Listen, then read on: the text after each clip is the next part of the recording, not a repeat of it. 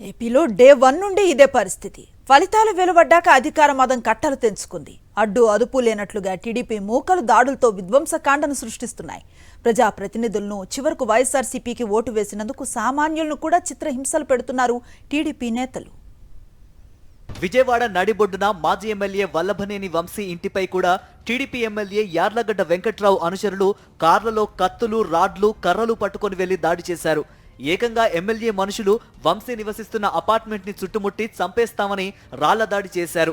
అడ్డుకోవడానికి ప్రయత్నించిన పోలీసులను టీడీపీ గూండాలు కొట్టి వారి వాహనాలను ధ్వంసం చేశారు.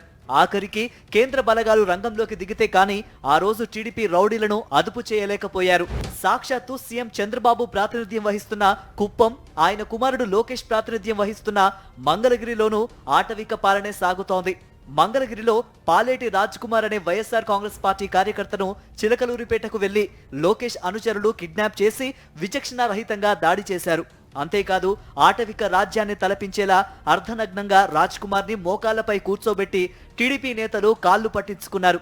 ఈ విషయమై రాజ్ కుమార్ సాక్షాత్తు సుప్రీంకోర్టు చీఫ్ జస్టిస్ ని కూడా విచారణ కోరుతూ లేఖ రాశారు.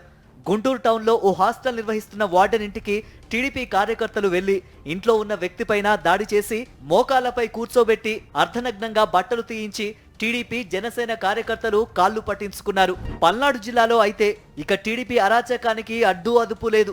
గురజాల, మాచర్ల నియోజకవర్గాల్లో వైఎస్ఆర్ కాంగ్రెస్ పార్టీ సానుభూతి పరులే లక్ష్యంగా దాడులు జరిగాయి. దీంతో కార్యకర్తలు, బీసీలు, దళితులు, గిరిజనులు గ్రామాలను వదిలి వెళ్లిపోయిన దుస్థితి.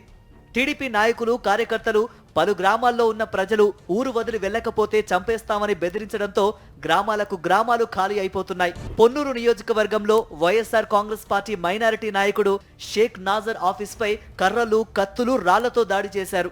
టీడీపీ నేతలు రౌడీ షీటర్ సలీం ఖాన్ ను కలిసి దాడులు చేస్తూ ఉంటే పోలీసులు ఎలాంటి చర్యలు తీసుకోకుండా వీక్షించడం అందరినీ భయభ్రాంతులకు గురి చేసింది.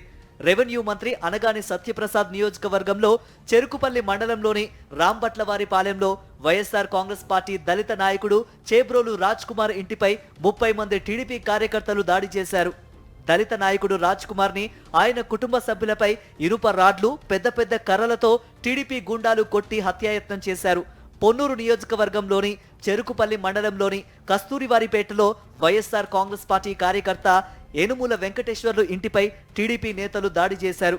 తెలుగుదేశం నాయకులు సొంటి సుబ్బారావు, రాధాకృష్ణ, సాయి ప్రొక్లైన్లు తీసుకువచ్చి వెంకటేశ్వరరావు ఇంటిని కూలగొట్టారు. ఏపీలో ఎక్కడ చూసినా రక్తపాతాన్ని సృష్టిస్తున్నారు తెలుగుదేశం పార్టీ నేతలు, కార్యకర్తలు.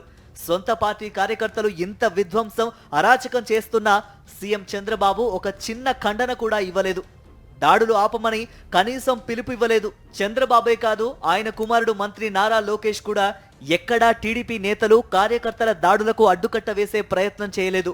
హోంమంత్రి అనిత సైతం ఈ హింసను నియంత్రించే చర్యలు చేపట్టలేదు. దీంతో ఈ అరాచక పాలన కోసమా ఈ కూటమి ప్రభుత్వాన్ని తెచ్చుకున్నామని సామాన్య ప్రజలు బిక్కుబిక్కుమంటున్నారు.